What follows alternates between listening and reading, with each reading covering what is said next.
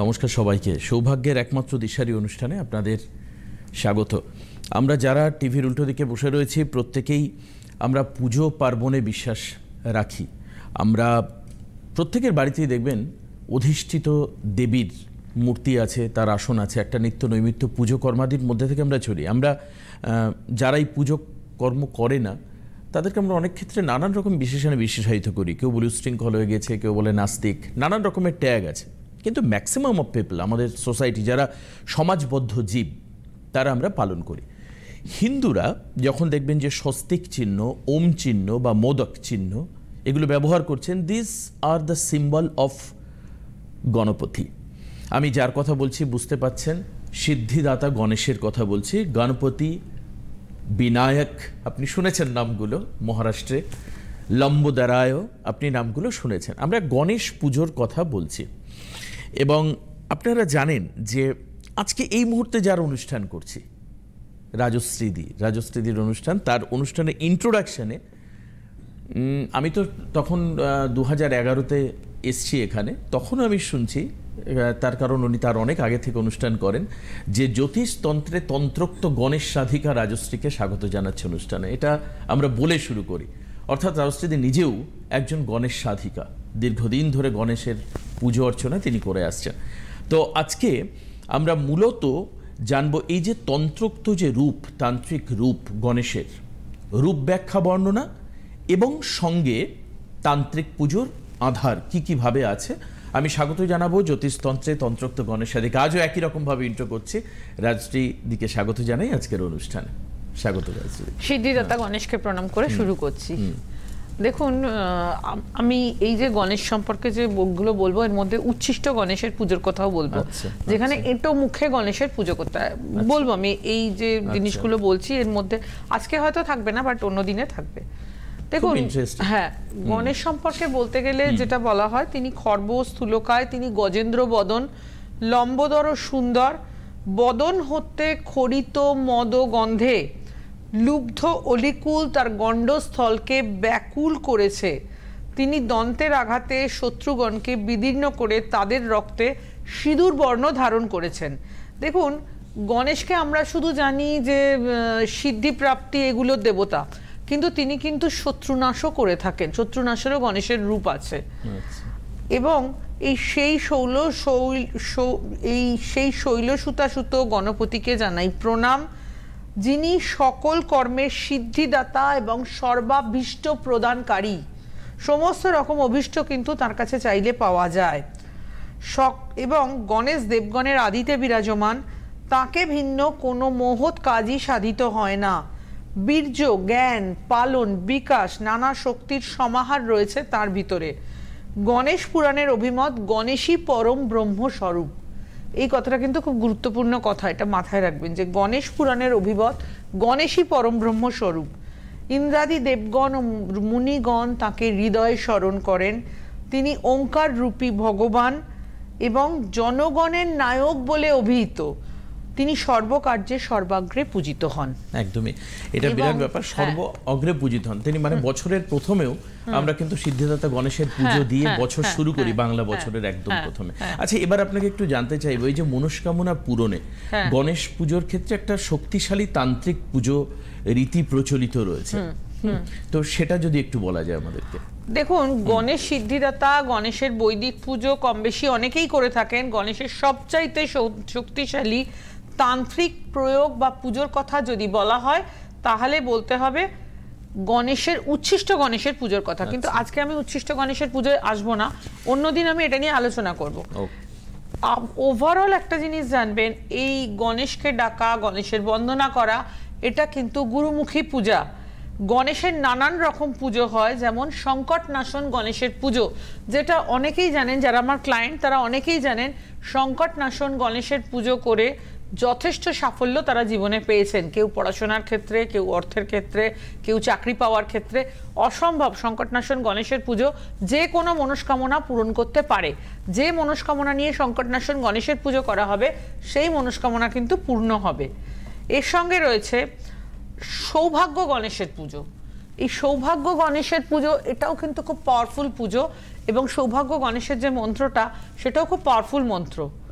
ওং শ্রীং গং গণপতায়ে বর বরদে সৌভাগ্য গণসায় নমঃ। আপনারা চাইলে এই পুজোটা বা এই মন্ত্রটাও করতে পারেন। ওং শ্রীং গং সৌভাগ্য গণপতায়ে বর বরদ সর্বজনং মে বস্মানয় সোয়াহা। এটা হচ্ছে আরো ভালো মন্ত্র। ওং শ্রীং গং সৌভাগ্য গণপতয়ে বর বরদ সর্বজনং মে বস্মানায় সোয়াহা। এটাও করা যায়। আবার এর থেকে ছোট মন্ত্রও আছে। সৌভাগ্য গণেশের পুজো কিন্তু ভীষণভাবে অর্থ নিয়ে আসে। পাশাপাশি হরিদ্রা গণেশের পুজো আছে, মহা গণেশের পুজো আছে এবং উচ্ছিষ্ট গণেশের পুজো আছে। উচ্ছিষ্ট গণেশের ক্রিয়াটি কিন্তু সম্পূর্ণ ব্যতিক্রম। সমস্ত পুজোয় আমরা জানি উপবাস করতে হয়, কিন্তু উচ্ছিষ্ট গণেশের ক্রিয়াটি সম্পূর্ণ ব্যতিক্রম। এখানে কিন্তু এঁটো মুখে এই পুজো করতে হয়। উচ্ছিষ্ট, উচ্ছিষ্ট শব্দটার অর্থ কি? যা খেয়ে ফেলা হয়েছে, এই ধরনের, মানে যেটাতে মুখ দিয়ে খাওয়া হয়েছে। তো উচ্ছিষ্ট গণেশের পুজোটি কিন্তু সব থেকে শক্তিশালী এবং এই পুজোটি করার ক্ষেত্রে এঁটো মুখে এই পূজাটি করতে হয়। সাজগোজ করে বসতে হয়। যিনি ক্রিয়াটি করবেন তিনি লাল রঙের পোশাক পরে এবং সেজে গুজে গয়না গাটি পরে সাজগোজ করে বসবেন। পান খেতে খেতেও এই ক্রিয়াটি করা যায়। এই যে ক্রিয়াগুলোর কথা বলছি, এক একটা কিন্তু এক এক রকমের পুজো। কোনোটা সংকটনাশন গণেশের পুজো সবচেয়ে বেশি হয় পড়াশোনার জন্য, সৌভাগ্য গণেশের পুজো সৌভাগ্য লাভের জন্য, হরিদ্রা গণেশের পুজো, মহা গণেশের পুজো।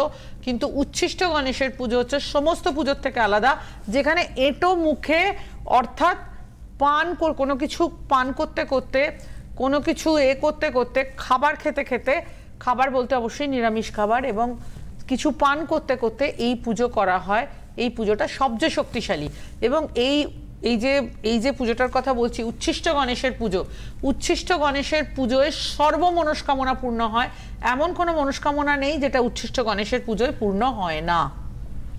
তার মানে অনেকগুলো ধারা আছে। হ্যাঁ, অনেকগুলো ধারা আছে। হ্যাঁ, মানে অ্যাকচুয়ালি এই জন্যই আমাদের এই যে অ্যাস্ট্রোলজি বা একটা গাইডলাইনের প্রয়োজন হয়। আমরা তো গণেশের পুজো জানি, সিদ্ধিদাতা গণেশ হিসাবে আমরা সবাই পুজো করি, কিন্তু এই যে ধারা সংকট নাশন, আজকে আপনি একটা কথা বলেন, এই যে এঁটো মুখে গণেশের পুজো, এটা এটা একদমই সত্যি। মানে আমিও প্রথম শুনছি আর কি। এই যে সংকট নাশন, আপনি একটা কথা বললেন না, যে গণেশ কিন্তু শুধুমাত্র সিদ্ধি দেয় না, গণেশ কিন্তু শত্রু মুক্তিও করে। অর্থাৎ উনি যে দন্ত দ্বারা শত্রুকে বিচ্ছিন্ন করতে পারেন বা তাকে আক্রমণ করতে পারেন, সবকিছু আছে। সৌভাগ্য গণেশের পুজো আছে, যেখানে গণেশ এবং মা লক্ষ্মীকে একসঙ্গে পুজো করা হচ্ছে। বহু রকমের গণেশের পুজো আছে এবং প্রত্যেকটা পুজো হচ্ছে ভীষণ পাওয়ারফুল এবং ভীষণ কার্যকারী। বেশ, আমি এই সময় একজনের ফোন নেব। একজন ফোনে রয়েছেন, কথা বলে নি। কে রয়েছেন ফোনে? হ্যালো। হ্যালো, হ্যাঁ নমস্কার, স্বাগত। কোথা থেকে বলছেন? হ্যাঁ, আমি দুর্গাপুর থেকে বলছিলাম। আচ্ছা, প্রোগ্রাম দেখা হয়? হ্যাঁ, প্রোগ্রাম দেখা হয়। আমার একজন গেছিল, খুব উপকার পেয়েছে। কোথায় এসেছিল? দুর্গাপুরে। দুর্গাপুরে কার কাছে এসেছিল? ওই রাজেশ্বরীর কাছে। সেটা বলতে হবে, আমরা তো বুঝবো।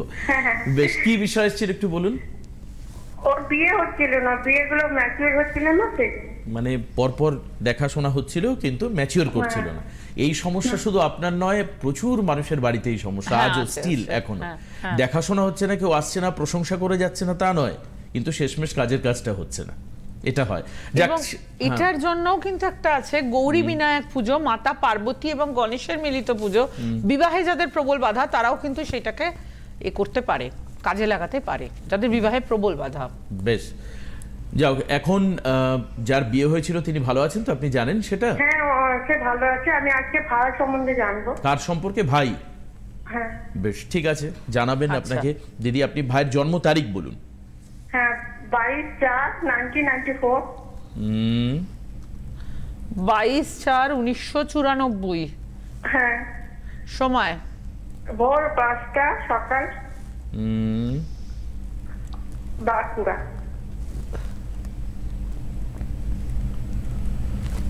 আচ্ছা, বাঁকুড়া হচ্ছে বার্থ প্লেস।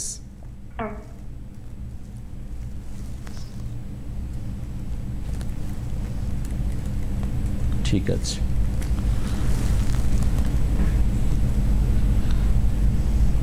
আচ্ছা, যেটা আমি বলবো সেটা হচ্ছে যে যেটা দেখা যাচ্ছে 22শে এপ্রিল 1994, সেদিন ছিল শুক্রবার, ভোর 5টা AM, বাঁকুড়াতে জন্ম। মেষ লগ্ন, সিংহ রাশি। মেষ লগ্ন, সিংহ রাশি, এক সেকেন্ড, মেষ লগ্ন, সিংহ রাশি, পূর্ব ফাল্গুনী নক্ষত্র। পূর্ব ফাল্গুনী হচ্ছে শুক্রের নক্ষত্র, নরগণ। আচ্ছা, যেটা আমি বলবো, মেন হরোস্কোপে যাব। মেন হরোস্কোপে গিয়ে যেটা আমি বলবো, গ্রহরা সবাই মার্গী অবস্থায় রয়েছে, বৃহস্পতি তুলায় বক্রী অবস্থায় রয়েছে। মেন হরোস্কোপে যাব।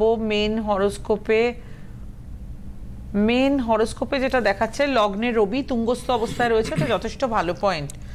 যেটা আমি বলবো সেটা হচ্ছে এই হরোস্কোপে সায়েন্স নিয়ে পড়া চার্ট এবং ইঞ্জিনিয়ারিংয়ের চার্ট। কিন্তু আমি একটা কথা বলবো, এই হরোস্কোপে যতটা অর্থ রোজগার হওয়া উচিত ছিল, একাদশে শনিও কিন্তু সক্ষেত্রস্থ বসে আছে, ততখানি কিন্তু উন্নতি বলুন বা ডেভেলপমেন্ট বলুন, যতখানি ডেভেলপমেন্ট আপনি চাইছেন বা যতখানি উন্নতি আপনি চাইছেন, ততটা মনের মতো কিন্তু হচ্ছে না। অর্থ রোজগারের ক্ষেত্রেও যেটা ইঞ্জিনিয়ারিংয়ের চার্ট, কিন্তু অর্থ রোজগারের ক্ষেত্রেও যেটা কোথাও একটু ডিসস্যাটিসফ্যাকশন রয়ে গেছে। পুরোপুরি আপনি স্যাটিসফাইড এটা বলতে পারছি না। আর দ্বিতীয় অষ্টমে রাহু কেতু অর্থ বড্ড অকারণ নষ্টও করিয়ে দেয়। আপনি একটু শেয়ার করুন, শুনি। হ্যাঁ, ও একটা প্রাইমারি স্কুলে কাজ করে, চাকরি করে। আর কি না করতো একটা এতে কি বলে, ও একটা এতে করতো, তারপরে ছেড়ে ও গভর্নমেন্ট জব পেয়েছে এখন। না, কিন্তু কি করছে, মানে কি নিয়ে পড়াশোনা করেছে একটু শুনি। ও বিটেক কি করেছে, বিটেক করে 2 বছর প্রাইভেট ফার্মে চাকরি করতো। তার মানে ইঞ্জিনিয়ারিং ও পড়াশোনা করেছে, এরপরও প্রাইভেট ফার্মে চাকরি করতো। আপনি এখন কি চাইছেন, মানে ওর যে এক্সপেকটেশন? আমি এখন ওর বিয়ে সম্বন্ধে জানতে চাইছি। ওটা একটা এখন সে এতে গভর্নমেন্ট জব করছে, তো ওটাও জানতে চাইছি ওর থেকে বেটার জব পাবে কিনা। বিয়েটাই হচ্ছে মেন। তার মানে আপনি কি চাকরির ক্ষেত্রে ও ঠিক সন্তুষ্ট নয়, মানে আরো বেশি ডেভেলপমেন্ট চাইছে? না, ও প্রাইমারি স্কুলে টিচারই হয়েছে। হ্যাঁ, না, আমি সেটা বলছি না, প্রাইমারি স্কুল হোক, সরকারি স্কুল হোক, তা মানে হায়ার স্কুল হোক, তা নয়। ও যেখানে চাকরি করছে, ওর যে স্যালারি স্ট্যাচার, ও কি তাতে খুশি? না, খুশি নয়। ব্যাস, তাহলে সেটাই তো বলা হচ্ছে। তাহলে দিদি কি বললেন, যে ও ইঞ্জিনিয়ারিং করবে, দেখুন ওর সঙ্গে মিলছে, ও ইঞ্জিনিয়ারিং করেছে। আপনি বললেন যে বিটেক করেছে। দ্বিতীয়ত যেটা, সেটা হচ্ছে ও যে চাকরিটা পাবে, ও যে কেরিয়ার তৈরি করবে, সেই ক্ষেত্রেও কিন্তু খুশি নয়। অর্থাৎ ওর আরো বেশি উন্নতির একটা আর্জ থাকবে, কিন্তু সেটাও পাচ্ছে না করতে। এটা হচ্ছে বাধা। বিয়ের ব্যাপারটা তো তারপরে, আগে তো কেরিয়ার কনস্ট্রাকশন করবে। এখনো তো বিয়ের জায়গাটা দেখাই হয়নি কি আছে। হ্যাঁ, কেরিয়ারটা আপনি শুনলেন। এবার আপনি লাইনে থাকুন, আমি দিদিকে রিকোয়েস্ট করবো একটু বিয়ের জায়গাটা দেখতে, কারণ উনি বিয়ে একটা বড় কনসার্ন, উনি বিয়ে নিয়েও চিন্তিত। অ্যাকচুয়ালি লগ্নের দ্বাদশে মঙ্গল প্রবল মাঙ্গলিক দোষ করছে, সুতরাং বিয়েতে খানিকটা বাধা আছে। আর একটা কথা হচ্ছে, আমার যেটা মনে হয় সেটা হচ্ছে যে একটু বিয়েটা নিশ্চয়ই জীবনে দরকার। দ্বিতীয় অষ্টমে রাহু কেতুটাও বিয়ের জন্য শুভ পয়েন্ট নয়, দ্বাদশে মঙ্গল বিয়ের জন্য শুভ পয়েন্ট নয়। কিন্তু আমি যেটা বলবো সেটা হচ্ছে যে এগুলোকে সংস্কার করা যায়, সংস্কার করে কিন্তু ভালো ফল লাভ হয়। আর হরোস্কোপে যেটা রয়েছে, একাদশে শনি বসে রয়েছে, উল্টো দিকে চন্দ্র রয়েছে, রবি তুঙ্গস্থ, শুক্র তুঙ্গস্থ। আপনি চাইলে কিন্তু অন্য কোনো মাধ্যমেও অর্থ রোজগারের আপনি হাজার চেষ্টা করতে পারেন এবং সেটা মানে সফলতা পাবে। মানে অনেকগুলো রাস্তা আছে, একাধিক রাস্তা আছে। কিন্তু কি হয়, এই কিছু কিছু মানুষের ভিতরে একটা স্টিরিওটাইপ ব্যাপার থাকে যে এটাই করতে হবে, পার্টিকুলার এইখানেই সরকারি চাকরিটাই পেতে হবে। সরকারি বাদ দিয়েও যে কত ভালো ভালো চাকরি হয়, এটা মানে রোজগারের প্রচুর স্কোপ রয়েছে, বাট হয়তো উনি সেটা সম্পর্কে আপনি কেন কাজে লাগাচ্ছেন না, বা আপনি জানেনও না হয়তো। বাই দ্য ওয়ে, আপনার ভাই তো বললেন না? হ্যাঁ, আমার ভাই। আসলে আমি বলতে চাইছি দিদি, ও একটা রিলেশনে আছে, সেই রিলেশনটাতে ও মেয়ের বাড়ি এখন দিয়ে দিতে চাইছে, কিন্তু কি করব সেটাই আমি ভেবে পাচ্ছি না। ওই জন্য আপনাকে জিজ্ঞেস করছি, বিয়েটা কি আদৌ হবে ওদের? দেখুন, বিয়ের জায়গা খুব একটা ভালো দেখাচ্ছে না, পরিষ্কার কথা। কেন, দ্বাদশে মঙ্গল প্রবল মাঙ্গলিক দোষ করছে, বিয়ের জন্য শুভ পয়েন্ট নয়। বুধ নিচস্থ, খানিকটা কাণ্ডজ্ঞানের অভাব রয়েছে। এপাশে শুক্র কেতু যুক্ত হয়ে, শুক্র নিজের ঘরে রয়েছে, কিন্তু রাহু কেতু অ্যাক্সিস মধ্যগত। আমার মনে হয় কি, সবার আগে নিজের পায়ে দাঁড়ানো, তারপরে সবকিছু ভাবা। বুঝতে পারলেন? তাহলে বিয়েটা কি ওই যার সঙ্গে রিলেশন আছে ওটা কি হবে না? না না, সেটা তো আপনি এক জায়গায় স্টিক করে রয়েছেন, যে যার সঙ্গে বিয়ে হবে তার সঙ্গে কি হবে না। তার থেকে দিদি কি বলছেন, যে হঠকারী সিদ্ধান্ত নেওয়ার ওর মধ্যে একটা প্রবণতা রয়েছে হঠাৎ করে যে কোনো রকম, কারণ উনি বললেন যে শুক্র তার নিজের ঘরে রয়েছে কিন্তু সেটা রাহু কেতু মধ্যগত হয়ে রয়েছে, এই অবস্থা থাকলে হঠাৎ করে যে কোনো রিলেশন আসে। এই যে দেখুন, এই যে বাড়ি থেকে নিচস্থ বুধ নিচস্থ থাকাটাও খুব নেগেটিভ পয়েন্ট, ঠিক আছে, এবং ওর দ্বাদশে হচ্ছে মাঙ্গলিক দোষ হয়ে রয়েছে। এবার আপনি আমাকে একটা কথা শেয়ার করুন তো, হঠাৎ করে কোনো ডিসিশন নেওয়া বা আচ্ছা আপনারা কি এখন বিয়ে চাইছেন নাকি আপনারা টাইম চাইছেন বলুন তো? এই যে মেয়ের বাড়ির থেকে প্রেশারটা আসছে, এটা কি হঠাৎ করেই প্রেশার দেওয়া হচ্ছে? না, আসলে বয়সটাও তো হয়েছে, সেই জন্য মেয়ের বাড়ি থেকে চেষ্টা করছে, আর চাকরিটাও পেয়ে গেছে, ওই জন্য বলছে বিয়ে দেওয়ার জন্য। কিন্তু ও এখন তৈরি, ও বলছে করে নিতে পারবো, কিন্তু আমরা চাইছি যে আরো ভালো বেটার হোক তারপরে দেবো। আমি আপনার এই কথাটার সঙ্গে একমত, আমি আপনার ওনার এই কথাটার সঙ্গে একমত যে ওরকম হুড়োহুড়ি করার দরকার নেই, ও আরো বেটার জব পেতে পারবে, একটু হরোস্কোপকে যদি সংস্কার করা হয় আরো ভালো জায়গায় যেতে পারবে। আমার মনে হয় সেই সুযোগগুলো নেওয়া উচিত। আপনি মেয়ের বাড়িকে বোঝা, এখন দেখুন মেয়ের বাড়ির কনসেপশন হচ্ছে সরকারি চাকরি জামাই হবে, না ছেড়ে তাড়াতাড়ি করে বিয়ে দিয়ে দাও, তাড়াতাড়ি করে ঘাড়ে চাপিয়ে দাও, ঝুলিয়ে দাও। আমি এই শব্দগুলো ব্যবহার করছি, হয়তো ওনারা ভালো ভেবেই করছেন, আমি কাউকে কোনো ভাবছি। আমি কি বলতে চাইছি বলেন তো, আমি বলতে চাইছি যে ওয়েট করবো না ছেড়ে দেবো। এই যে এতক্ষণ শুনে আপনি কি বুঝলেন? এতক্ষণ শুনে আপনি কি বুঝলেন? যে প্রথম ওর ক্যারিয়ার তৈরি করা উচিত, দিদি বলছেন ওর ক্যারিয়ার, নিশ্চয়ই, কিন্তু বিয়েটাও তো ফ্যাক্ট আছে না, ওটা কি করব? আপনি আরেকটু টাইম নিন, আপনার কাছে করি তাহলে হবে। হ্যাঁ, আবার কি করবেন? আপনি দিদির সঙ্গে সে করুন, কাউন্সিলিং করুন, কথা বলুন, আলোচনা করুন কি করা যায়। ওটা করলে হবে আমার, তাহলে কি ওর সঙ্গে বিয়েটা দিতে পারবো? সেই জন্যই জিজ্ঞেস। মানে উনি চাইছেন এখান থেকে আপনি ওয়ারেন্টি বা গ্যারান্টি কার্ড দিলে উনি আপনার কাছে আসবেন। হ্যাঁ, বুঝতে পেরেছি। গ্যারান্টি কার্ড কোনো দেওয়া সম্ভব নয়, তবে উনি যোগাযোগ করতে পারেন, এটা বলতে পারি। বুঝতে পারেন, দেখুন স্কোপ এন্ড অপরচুনিটি। এই দিদি একটু আগে বলেন যে হঠাৎ করে কাণ্ডজ্ঞানহীনের মতো অনেক ঘটনা ঘটবে বা সিদ্ধান্ত নেওয়ার একটা, দেখুন আপনারা এই যে একটা ফোন দেখুন ছোট্ট, প্রত্যেকে কিন্তু পাজলড। এক হচ্ছে মেয়ের বাড়ির লোক পাজলড যে তারা কখন বিয়ে দেবে, দ্বিতীয়ত ছেড়ে বলছে পারবো কিন্তু আমার তো অনেক স্কোপ রয়েছে। এবং দিদি কিন্তু দেখুন পরিষ্কার বললেন যে ছকে কিন্তু প্রচুর রোজগারের জায়গা রয়েছে, একটা প্রাইমারি স্কুলে চাকরি করে রোজগার করছে, ঠিক আছে, যথেষ্ট রোজগার, কিন্তু there are lots of, there are several scope and opportunity. চাইলে অনেক বেটার চাকরি করতে পারে, একদম অনেক বেশি রোজগার করতে পারে। সেটা নিয়ে ছেলে খানিকটা কনফিউজড, বাড়ির লোক মানে আপনারা দিদি বোন হয়তো বা ওর বাবা মা এরা আবার কনফিউজ যে এটা কি ঠিক হবে এখন দেওয়া, তাহলে কি হবে? তাহলে দেখুন পুরো জায়গাটাকে হচপচ, মানে সবাই কাণ্ডজ্ঞানহীনের মতো যে যার মতো ডিসিশন নিচ্ছেন। এই ক্ষেত্রে স্টেবিলিটির জন্যই আমার মনে হয় দিদি, আমি ছেড়ে দিলেই উনি বলবেন যে এই ক্ষেত্রে কিন্তু স্থিতও আনতে পারে আপনাদের প্রত্যেকের মানসিক স্থিতি। এই গণেশ পুজোর কথা যে উনি বলছেন, আমি তো দীর্ঘদিন আপনার প্রোগ্রাম দেখি, এই গণেশ পুজো কিন্তু স্থিতি নিয়ে আসে। গণেশের একটা পুজো আছে গৌরী বিনায়ক পুজো, যেটা মাতা পার্বতী এবং গণেশের মিলিত পুজো, এটাই বিবাহ রিলেটেড প্রবলেম গুলোকে সলভ করতে পারে, ঠিক আছে। আর ছকের প্রবলেম বা পজিটিভিটি উনি পরিষ্কার বলে দিয়েছেন। এক, উনি বলেছেন প্রচুর রোজগারের স্কোপ আছে, দ্বিতীয়ত উনি বলেছেন বিয়ের ক্ষেত্রে বাধা আছে, তার জন্য কারণগুলো বলে দিয়েছেন, একাধিক বাধা আছে, একাধিক। শুক্রের অবস্থান বলেছেন রাহুকেতু মধ্যগত, দ্বাদস্থানে মঙ্গলের অবস্থান হয়তোবা যেটা মাঙ্গলিক দোষ করে রেখেছে, এবং আপনি বুধের একটা অবস্থানের কথা বলছিলেন। হ্যাঁ, বুধ ওখানে নিচস্থ অবস্থায় আছে, ডিসিশন মেকিং এর প্রবলেম। তাই তো কারণ ব্যাখ্যা করে বলা হলো, এত পরিষ্কার স্পষ্ট করে এই লাইভ অনুষ্ঠানে এইটুক সময়ের মধ্যে বলা সম্ভব? এর থেকে আর বেশি বলা সম্ভব? যেটা আপনি শুনলেন, এরপর যদি আপনাদের মনে হয়, এবং আরেকটা কথা আমি মাঝখানে বলে দিই যে যাদের এই ধরনের সমস্যা রয়েছে, পরিবারের সবাই বিভিন্ন রকমের ভাবছেন, সবাই সবারটা নিয়ে ভাবছেন, কাজে গিয়ে কোনো জায়গায় ব্যাপারটা জমছে না, হচ্ছে না, তারা কিন্তু অবশ্যই যোগাযোগ করতে পারেন। এবার আরো আরেকজন রয়েছেন ফোনে, আমি ফোনটা নিয়ে নিই, তারপরে আমি চেম্বারস আপনাদেরকে বলে দেবো দ্রুত। কে রয়েছেন ফোনে? হ্যালো। হ্যাঁ, নমস্কার, স্বাগত। কোথা থেকে বলছেন? আমি বর্ধমান থেকে বলছি, বর্ধমানে মেমারি। ওকে, রাইট, বলুন কার সম্পর্কে জানবেন? আমি একটু আমার দিদির মেয়ের সম্বন্ধে জানবো। দিদির মেয়ে, বলুন ওর জন্ম তারিখ বলুন। আর একটু বলেনি, আমার মেয়ে গেছিল ওনার কাছে। আচ্ছা।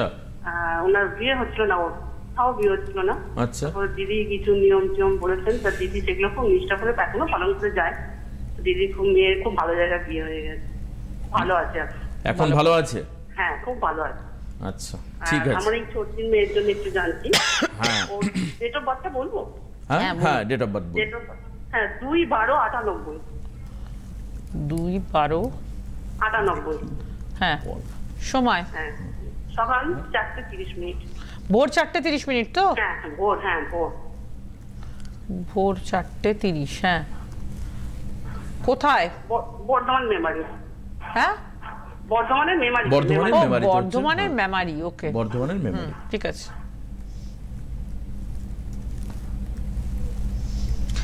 মেমারি আসবে কিনা জানি না, বর্ধমানই ধরছি। হ্যাঁ, আচ্ছা, 2রা ডিসেম্বর 1998, সেদিন ছিল বুধবার, ভোর 4:30 AM, বর্ধমানে জন্ম। তুলা লগ্ন মেষ রাশি, তুলা লগ্ন মেষ রাশি, ভরণী নক্ষত্র, ভরণী হচ্ছে শুক্রের নক্ষত্র, নরগণ। আচ্ছা, মেন হরোস্কোপে যাব। মেন হরোস্কোপে যেটা দেখছি সেটা হচ্ছে যে লগ্ন তুলা, এগুলো বলা হয়ে গেছে, দাঁড়ান। মেন হরোস্কোপে লগ্ন তুলায় বিশাখা, মেন হরোস্কোপেই চলে এলাম।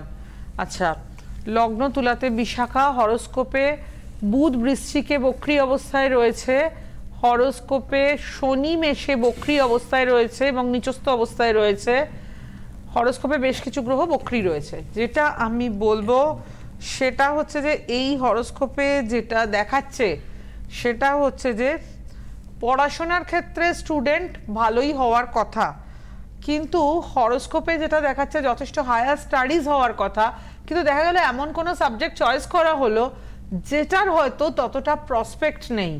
যে এই সম্ভাবনাটাও কিন্তু হরোস্কোপে যথেষ্ট জোরালো, যে যথেষ্ট পড়াশোনা করলো, উচ্চশিক্ষা করলো, সবকিছু করলো, কিন্তু এমন কোনো সাবজেক্ট যেটাতে প্রপার প্রসপেক্ট নেই। তো এই জাতীয় সমস্যার যোগও কিন্তু দেখাচ্ছে। আপনি একটু তার শেয়ার জন্য করুন। হয়তো ক্যারিয়ার করতে অসুবিধা হতে পারে। ক্যারিয়ারটা হচ্ছে না, ও হিস্ট্রি নিয়ে এমএ করেছে, হিস্ট্রিতে এমএ পড়ছে না, এবার আর চাকরি পাচ্ছে না। মানে এই দেখুন কি, মানে আপনি প্রেডিকশনটা আগে বলুন, তার আগে মানে সুখ্যাতিটা করুন। এমন একটা সাবজেক্ট নিয়ে পড়েছে যে ক্ষেত্রে ওর হতে পারে একটা কি, যে শিক্ষকতার ক্ষেত্রে এসএসসি দিয়ে ওর চাকরি পাওয়ার একটা অপশন থাকতো, সম্ভাবনা। কিন্তু আনফরচুনেট আপনিও আমরাও এসএসসি হচ্ছে না, তো সেখানে দাঁড়িয়ে চাকরির প্রসপেক্টও সেই অর্থে তৈরি হচ্ছে না। কি বুঝলেন তো, অ্যাস্ট্রোলজিতে অ্যানালিসিস করে বলা যায়। আজকে যদি এটা আপনি আগে এসে বিষয়ে কথা বলতেন, এই সময় না এসে, তাহলে হয়তো সাবজেক্টটা চেঞ্জ করে এমন একটা সাবজেক্ট উনি সাজেস্ট করতেন যে যেটা কিন্তু ওর জব প্রসপেক্টটা তৈরি হতো, and there should be more opportunity then history. History থেকে অনেক বেশি সুযোগ তৈরি হতো, বুঝতে পারছেন? এই কারণের জন্য বারবার করে বলা হয় অ্যাস্ট্রোলজিক্যাল অ্যানালিসিস করা ভীষণ দরকার। যখন আপনি গর্তে পড়ে গেলেন তখন আপনি আসার থেকে আগের থেকে অ্যাস্ট্রোলজিক্যাল অ্যানালিসিস করুন, এটাই হচ্ছে বলার। আমি আসুন চেম্বার আপনাদেরকে দ্রুত একবার বলে দিই যে আপনারা কবে কোথায় রাজশ্রীদিকে ডিসেম্বরে ভেরি রিসেন্ট পাচ্ছেন। 6 তারিখে পাচ্ছেন শুক্রবার কৃষ্ণনগর ত্রিনাথ লজ, অর্থাৎ সেটা হচ্ছে আগামীকাল। 8 তারিখে পাচ্ছেন রবিবার খড়গপুরের হোটেল স্বাগত, আইআইটি বাসপাস আইআইটি বাইপাস রোড খড়গপুর। 9 তারিখে পাচ্ছেন সোমবার হাওড়া ময়দানে সুখসারি, হাওড়া ময়দান শরৎ সদনের উল্টো দিকে। 10 তারিখ পাচ্ছেন গড়িয়াহাট ভাগ্যচক্র, গড়িয়াহাট মোড়ে খাদেম শোরুমের পাশে। 11 তারিখ পাচ্ছেন বুধবার শ্যামবাজার জুপিটার ফরিয়াপুকুর বাস স্টপেজ, জুপিটারের এতে টকিজ হাউস সিনেমা হলের পাশে শ্যামবাজার। 16 তারিখে পাচ্ছেন ব্যারাকপুরে সৌভাগ্যচক্র, 15 নম্বর রেলগেটের পাশে ব্যারাকপুর। এবং 19 তারিখ হচ্ছে অনলাইন বৃহস্পতিবার, এবং আজকেও কিন্তু অনলাইন আছে। আজকেও অনলাইন, আমি জানি না সুযোগ হবে কিনা, আজকেও অনলাইন অপশান রয়েছে, আপনি যোগাযোগ করতে পারেন। 20 তারিখে বর্ধমানের হোটেল নিশিদিন শর্মা ম্যানশন, 3 ঘড়িয়া বাস স্ট্যান্ড। 21 তারিখ হচ্ছে দুর্গাপুরের হোটেল রিলায়েন্স বেনাচিতি, ভিরিঙ্গিমোড় দুর্গাপুর। 22 তারিখে রবিবার আসানসোল হোটেল পূর্বাশা ইন্টারন্যাশনাল, বানপুর মোড়। আর 28 তারিখ শিলিগুড়িতে hotel Manila, Pradhannagar hill cart road, Siliguri জংশনের বিপরীত দিকে। এই হচ্ছে চেম্বার। আজকে কিন্তু এই পর্যন্তই। আমাদের অবশ্যই পরবর্তী অনুষ্ঠানে দেখা হচ্ছে। আজকের অনুষ্ঠান এখানে শেষ করতে হচ্ছে। অবশ্যই আপনাদের উপস্থিত যদি থাকবার জন্য একটা সেকেন্ড টাইম থাকে তাহলে একটা কথা বলবো। একটা সেকেন্ড, এই যে এর পরের দিন যে আলোচনা হবে সেখানে হচ্ছে উচ্ছিষ্ট গণেশের বিস্তৃত আলোচনা আমরা করব। গণেশ পুজো কিভাবে হয়। অনেক অনেক ধন্যবাদ রাজশ্রীদিকে। নমস্কার সবাইকে। গণেশাধিকা রাজস্বীদি এখন আপনাদের হাতের নাগালে। ঘরে বসে লাইভ কলে রাজস্বীদির সুপরামর্শ এবং তার দেওয়া প্রতিকার পেতে অবশ্যই ফোন করুন এই নম্বরে 9830693509। পরিষেবা চার্জেবল।